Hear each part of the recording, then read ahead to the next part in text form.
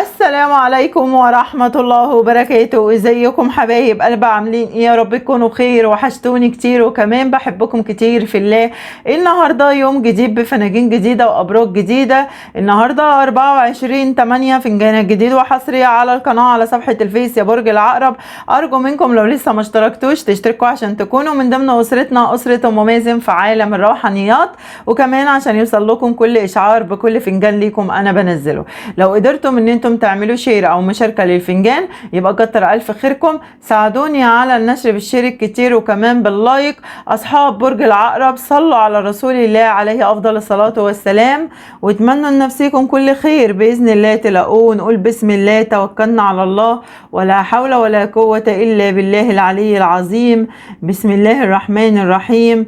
سكة 2 3 4 4 سكك مفتوحين لك يا برج العقرب.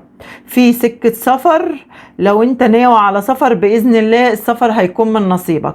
في سكة انت رايحها هتتجمع فيها مع ناس، يعني ممكن تكون مناسبة انت هتحضرها او معزوم عليها، او ممكن يكون انت رايح يعني عند حد من اهلك، يعني في لمة عائلية معزوم عليها ايا كان، بس في سكة فيها ناس عامة، او ممكن تكون انت هتخرج مع صحابك يا برج العقرب. ماشي. السكة التالتة دي بقى بتاعت ايه؟ بتاعت تخليص ورق، او ممكن يعني ممكن يكون مشوار معين، بس هو طريق عامة موجود انت هتقوم بيه وهتمشي فيه، وهو طريق خير على فكرة يا برج العقرب. بص يا برج العقرب، مبدئيا كده انت فنجانك فتحته فتحة خير بالصلاة على النبي كده ما شاء الله، وصلوا على رسول الله تاني، لان انتم عندكم اسم محمد كتير في الفنجان. فاسم محمد ده يعني ممكن يكون شخص في قلب حياتكم او اسمكم انتم ايا كان، يعني فطاقتكم انتم واصله. يعني انت لو محمد يا اللي بتسمعني طاقتك هتكون في الفنجان معايا باذن الله. ماشي. في مناسبة برضو عندكم تخص حد من ولادكم على فكرة، او ممكن تخصكم انتم، يعني مناسبة ارتباط لكم انتم، فيا رب خير لكم كلكم. بصوا بقى انا عايزة اقول لكم على حاجة، يعني تقريبا الطاقات اللي جايه لي فنجان النهارده انتم ماسككم الفتره دي توتر وقلق، مسيطر عليكم التوتر وقلق. ليه؟ لان انت يا برج العقرب بقالك فتره في شويه امور كده متعطله معاك، او في شويه امور واقفه معاك، فالحال واقف شويه معاك، فده محسسك بايه؟ محسسك بقلق وتوتر، لان انت مش حاسس بالاستقرار طول ما الامور دي واقفه معاك من الواضح. طيب انا لسه شايفاه لك في بدايه الفنجان، من عند ايد الفنجان السكك كتير مفتوحه لك. دي معناها ايه؟ معناها ان هيكون فيها تيسير لامورك باذن الله. فاخرج من طاقه القلق والتوتر، يعني دي ملهاش داعي. اخرج منها، خرج نفسك منها، خرج نفسك من الطاقات السلبيه يا برج العقرب عشان انت مش ناقص. انا شايفه كمان ان معظم الطاقات اللي جالي في فنجان النهارده انتم من الواضح كده ان انتم ممكن تكونوا منعزلين، او انتم مفضلين ان انتم تكونوا لوحديكم، او انتم مش عايزين تتكلموا مع حد، مالكمش نفس تتكلموا مع حد. البعض منكم في شوية عصبية داخلية عندكم على فكرة، مش كلكم، يعني البعض منكم ماسككم عصبية كده من جوه، بس بتحاولوا يعني السيطرة على نفسيكم. ماشي. لكن انت يا برج العقرب عامة ظاهر لي ظاهر لي زي ما قلت لك متوتر، قلقان، في عزلة، مش عايز تتكلم مع حد، مالكش نفس تتكلم مع حد، تعبان، مالكش خلق تتكلم مع حد، تعبت تعبت تعبت من كتر الضغوطات اللي انت انحطيت فيها يا برج العقرب من الواضح، سواء ضغوطات انت مقابلها في قلب حياتك يعني تخصك انت، او ضغوطات مقابلها من ناس كده حواليك بتعمل لك مشاكل وبتعمل لك حوارات، ناس كده هراية على الفاضي عمالة تهري وتحكي في المحكي وما بيجيش وراه غير وجع الدماغ من الواضح كده. فعامة يا برج العقرب انت من الواضح كده ان انت قررت بانعزالك، او ان انت تتجنب كل شيء حواليك هو متعرض منه لضغط نفسي او لتعب اعصاب. شايفاك عامة انت مكبر، انت مكبر، يعني مكبر لكل اللي حواليك، عايز تكون مع نفسك. كمان انت ممكن تكون برضو في انعزالك ده يا برج العقرب، ممكن تكون عشان عقلك مشغول بحاجات كتير، بتفكر في شغل، بتفكر في التزامات وحمل عليك، بتفكر في ماديات. ف يعني عايز تكون مع نفسك عشان تقدر ان انت تحل امورك دي، عشان تقدر يعني بمعنى اصح ايه تعدل حالك. محدش بيساعدك يا برج العقرب، فانت بمعنى اصح اخترت ان انت تكون في عزلة عشان تقدر تفكر كويس وتاخد قرارات سليمة، وتقدر ان انت تساعد نفسك. يعني تقدر يعني حتى لو في اي شيء انت واقع فيه او مشكلة، تقدر ان انت تطلع نفسك منها. في ناس كتير منكم عندكم في أزمة من ناحية الماديات، عليكم ديون من الواضح كده، ودي برضو شغلاكم أو على فكرة، ويمكن انتم في عزلة مع نفسكم بتفكروا ازاي تسدوا الديون دي. وانا شايفاك يا برج العقرب بصراحة انت لوحدك، وحتى اللي حواليك يعني حتى بالاسم كده، بالاسم اسمهم ان هم موجودين حواليك، لكن هم مع يعني ولا حد بيسأل فيك، ولا حد بيقول لك مالك، ولا فيك ايه حتى، ولا انت حاسس ان انت مش غالي عند حد، ومفيش حد بيقدرك يا برج العقرب. برج العقرب انت عايز الناس بس تسيبك في حالك، لان الناس من الواضح مش سايبك في حالك.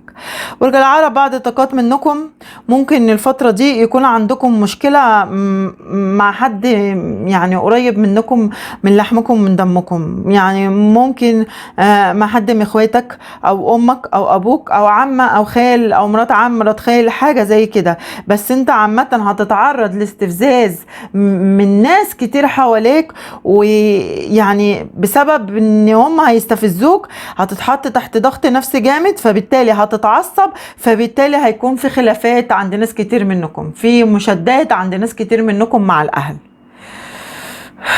ربنا يبعد عنكم كل شر، اللهم امين يا رب العالمين. في ناس مركزة معاك قوي يا برج العقرب، والله العظيم في ناس قريبين منك، يعني انا شايفاهم هم بكذا وش على فكرة. هي ناس من الواضح ان هي ناس منافقة، ناس كدابة، ناس يعني بمعنى اصح يعني بص يعني مش حبالك الخير، ومركزين قوي في قلب حياتك اكتر ما هم مركزين في حياتهم.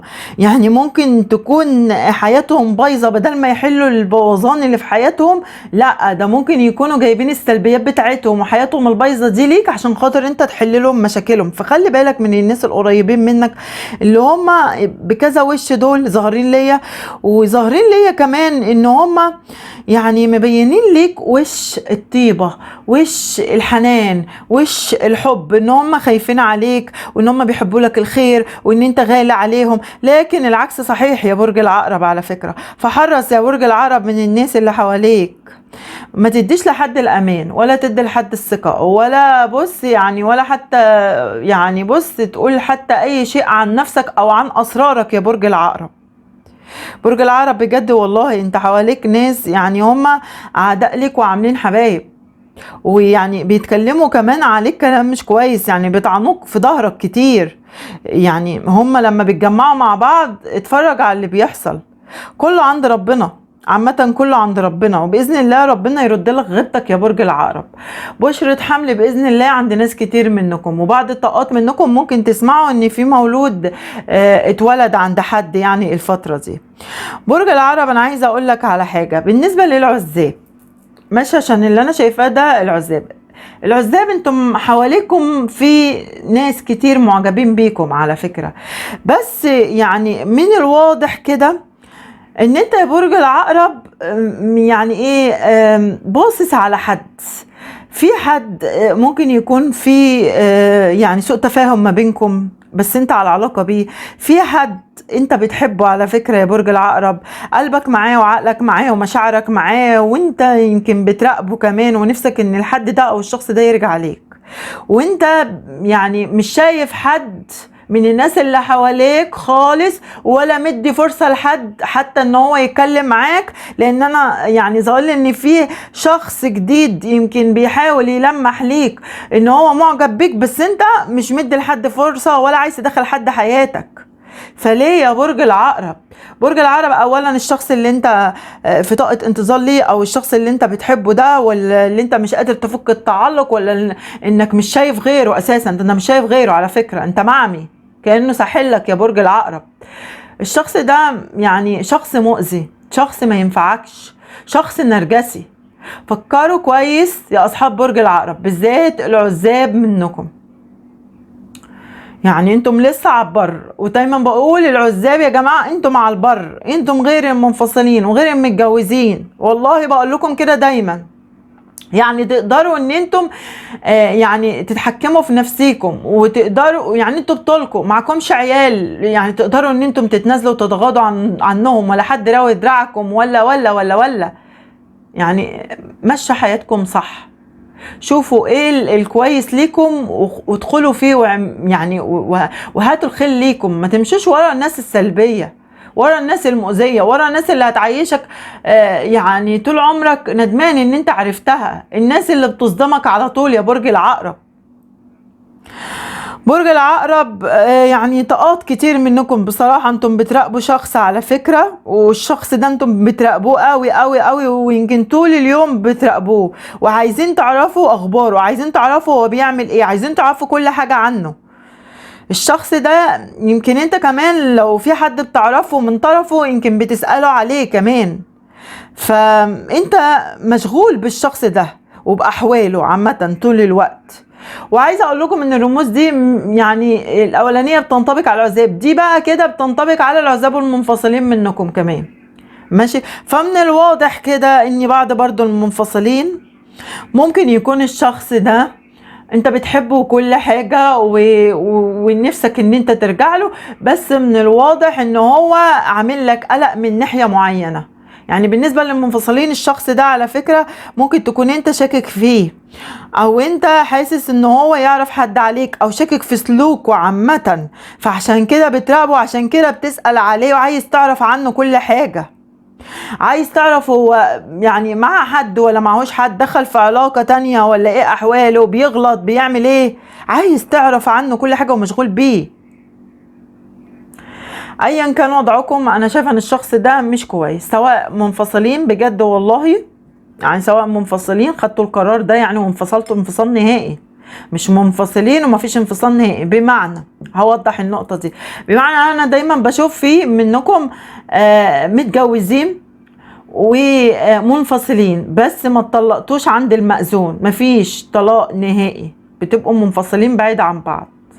وفي منفصلين انفصال نهائي بورقة طلاق، هم دول اللي عمالين يراقبوا الشخص ده.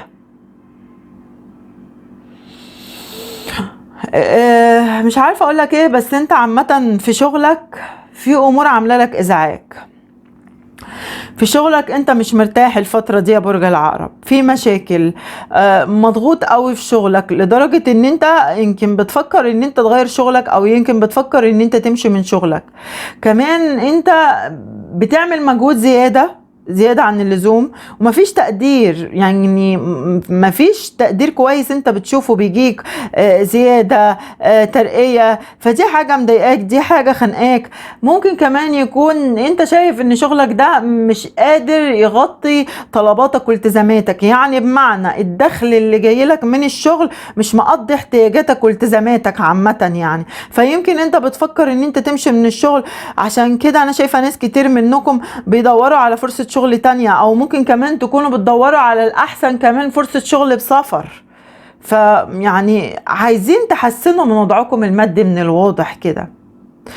عامة يا برج العقرب انت الفترة دي بتخطط كويس لنفسك، يعني حاطط كده خطط وحاطط كده اهداف وعايز تمشي عليها وعايز تعملها، وبإذن الله يعني حياتك هتكون افضل واحسن.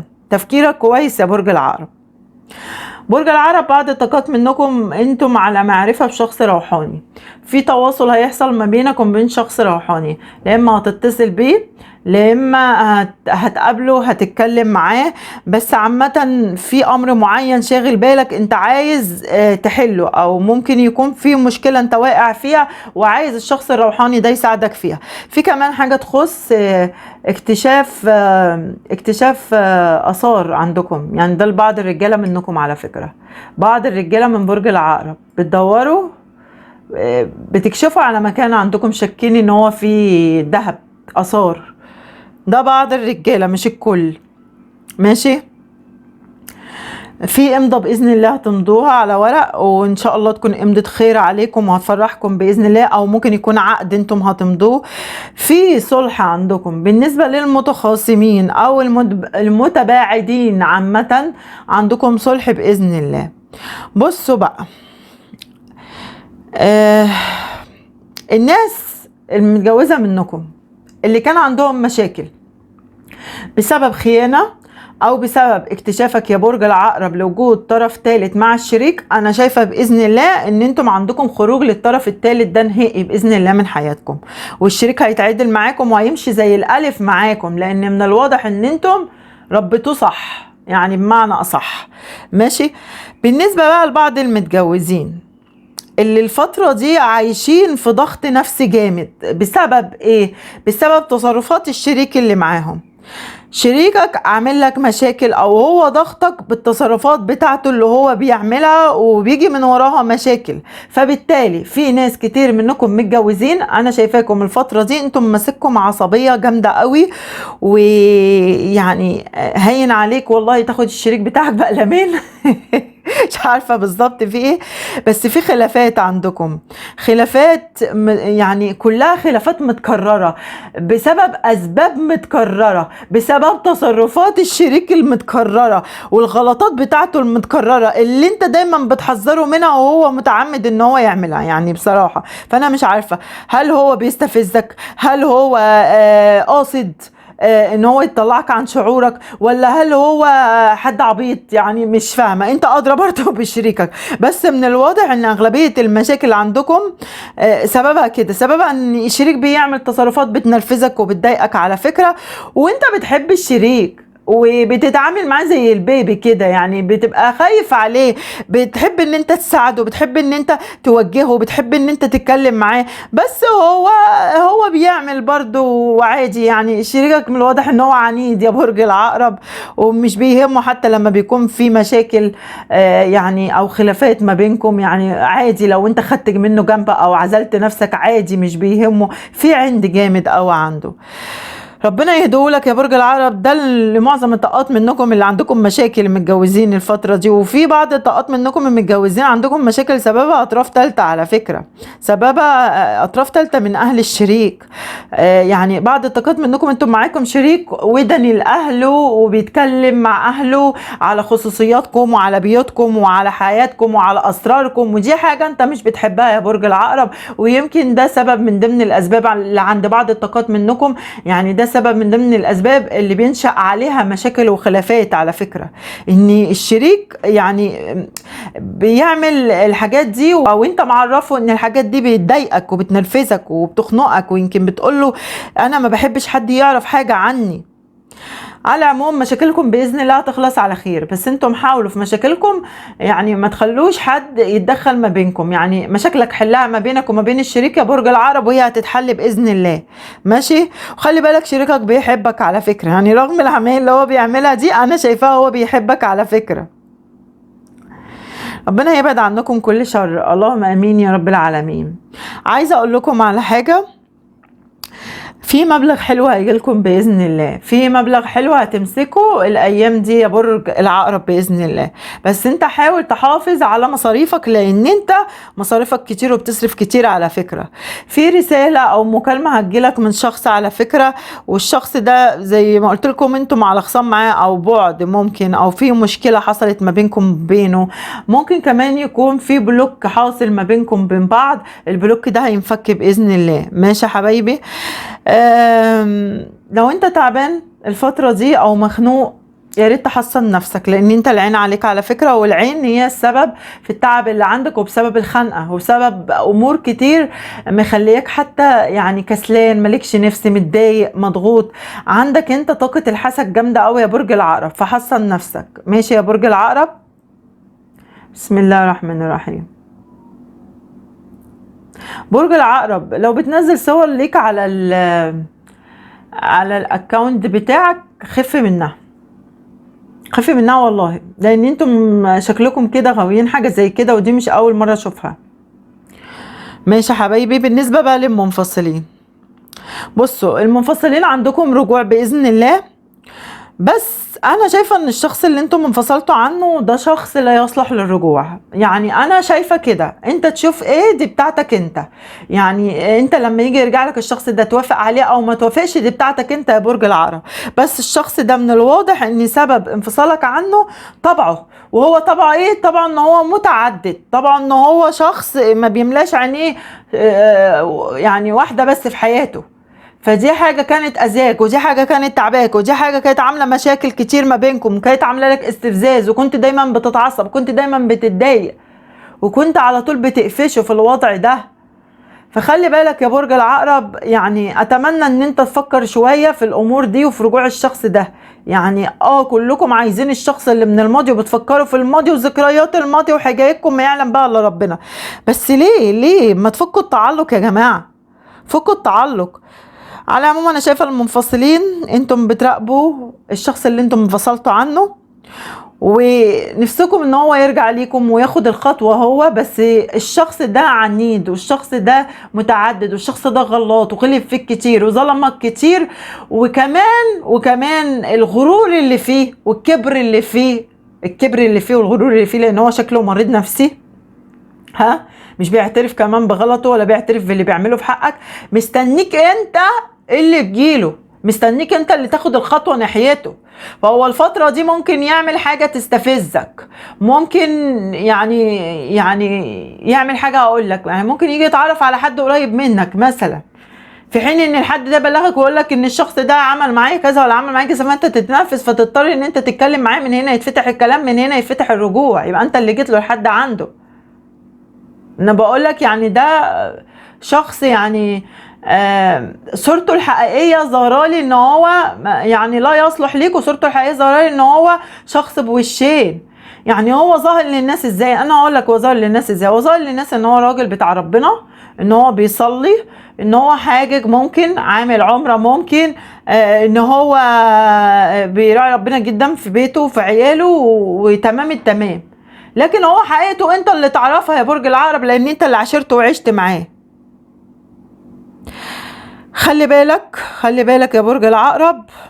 يعني من الواضح ان في ناس كتير منكم مصممين ان انتم عايزين ترجعوا ليه. انتم مش مبينين حاجه زي كده ليه، ومبينين ليه ان انتم مهتمين بشغلكم وبنفسيكم مثلا، او باولادكم، او ببيوتكم، او باي حاجه تانية. لكن انتم في الحقيقه عايزين ترجعوا. يعني لو نتكلم في الحقيقه انتم عايزين ترجعوا، فيا ريت لو انتم عايزين ترجعوا له يبقى ترجعوا له على شروط افضل. يعني يبطل الفعل اللي هو بيعمله، الخطأ، العيب اللي فيه.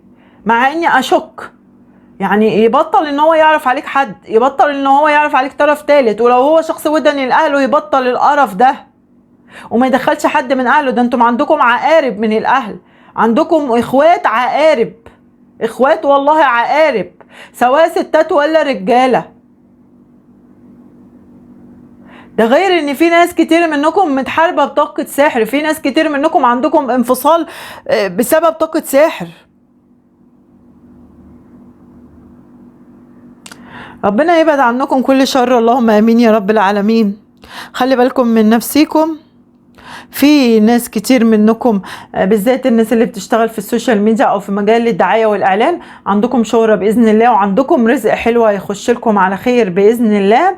صلوا على رسول الله عليه افضل الصلاة والسلام، واتمنى لنفسكم كل خير باذن الله، تلاقوه مع الف سلامة.